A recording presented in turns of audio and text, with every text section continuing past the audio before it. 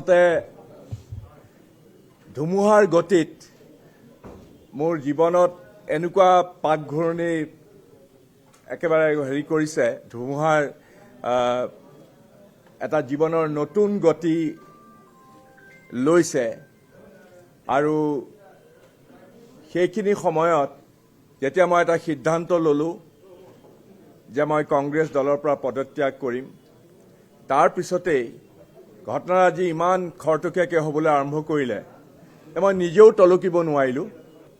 প্ৰয়াত ইন্দিৰা গান্ধী আছিলে ইমাৰ্জেঞ্চিৰ খলনায়িকা। তেতিয়া তেওঁক চাৰিওফাৰে লেই চেই কৰিছিলে। সেই ইমাৰ্জেঞ্চিৰ পিছৰ কথা কৈছোঁ মই, ৭৭ চনৰ পিছত। আৰু ইমাৰ্জেঞ্চি উঠাই দিয়াৰ দুবছৰৰ পিছত যেতিয়া তেওঁ 1978 চনত অসমলৈ আহিছিলে, তেতিয়া মই কটন কলেজ ছাত্ৰ সন্থাৰ সাধাৰণ সম্পাদক আছিলোঁ। কিন্তু মই নিজাববীয়াকৈ, যিহেতু ইন্দিৰা গান্ধীৰ নেতৃত্বক মই সদায় প্ৰশংসা কৰিছিলোঁ, তেওঁৰ দৃঢ়মনা, তেওঁৰ যি শক্তিশালী ভূমিকা আছিলে, মই এটা কথা ঠিক যে সেই সময়ত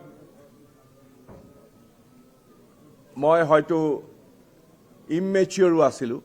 যিয়ে নহওক লাগিলে মই তেওঁক গৈ পেলাই জৰ্জ ফিল্ডৰ সভাত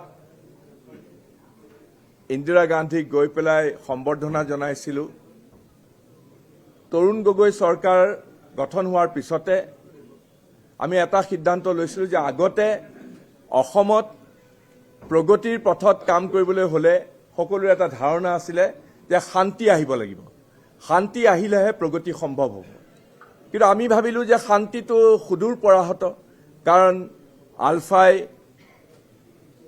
তেতিয়াৰ বাংলাদেশত সকলো ধৰণৰ তেওঁলোকৰ শক্তিশালী হৈ পেলাই খালেদা জিয়াৰ সেইখিনি সমাজ চৰকাৰত, তাৰ পৰাই তেওঁ অসমত অশান্তি বিয়পাইছিলে। কেতিয়াবা বাংলাদেশত, কেতিয়াবা ভূটানত, কেতিয়াবা ম্যানমাৰত, তাৰ পৰাই অসমক ব্যতিব্যস্ত কৰি ৰাখিছিলে। কিন্তু তেতিয়া আমি এটা সিদ্ধান্ত ল'লোঁ যে প্ৰথমতে আমি প্ৰগতি আনিম, ডেভেলপমেণ্ট আনিম, আৰু ডেভেলপমেণ্ট আহিলে অট'মেটিকেলি আপুনি শান্তি ঘূৰি আহিব। আৰু সেইটো লক্ষ্যৰে সৈতে আমি দুইফালে কাম কৰিলোঁ। বিভিন্ন বিদ্ৰোহী সংগঠনবিলাকক আলোচনাৰ মেজলৈ আনিবলৈ চেষ্টা কৰিলোঁ। BPFকে আৰম্ভ কৰি পেলাই বিভিন্ন ধৰণৰ যিবিলাক বেলেগ বেলেগ বিদ্ৰোহী সংগঠন আছিলে, আলফাও আছিলে, আলোচনাৰ মেজলৈ যেনেকৈ আনিছোঁ তেনেকৈ আমি শক্তিশালীভাৱে